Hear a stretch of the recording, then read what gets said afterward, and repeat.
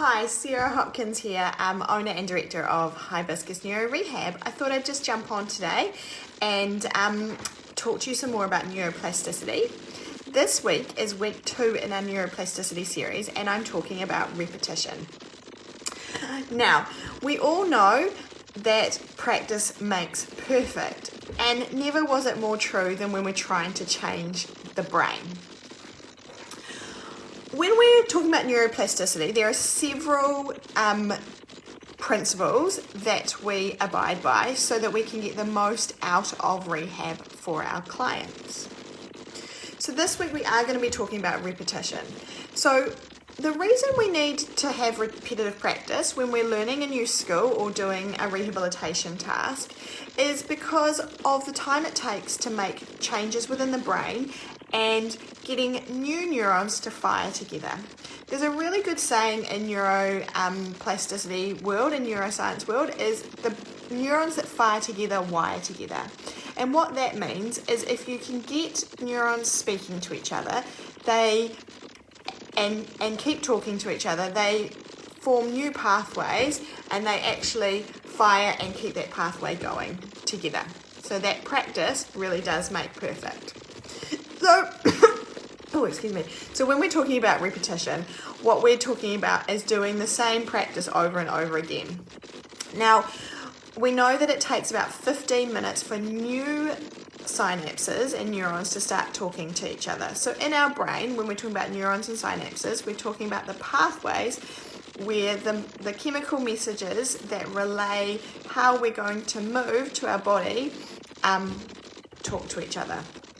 So it takes 15 minutes for those new pathways to start talking to each other and working, and it takes up to 10 days of ongoing repetitive practice and intensity to actually make cortical map changes, so actually make changes within the brain. That's what the literature says.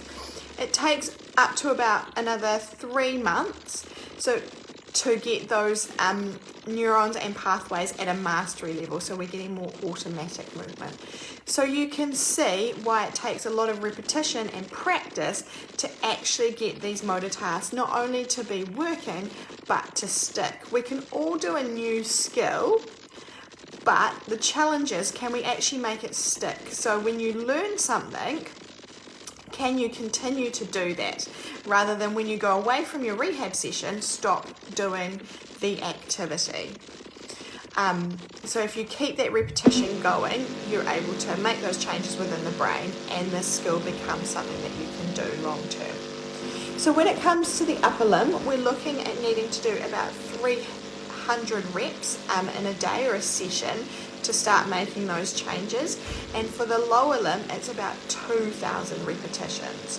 So when you're working in a session with a client, or when you're in a session with your therapist, if you're working on walking, how many steps are you actually taking in a session?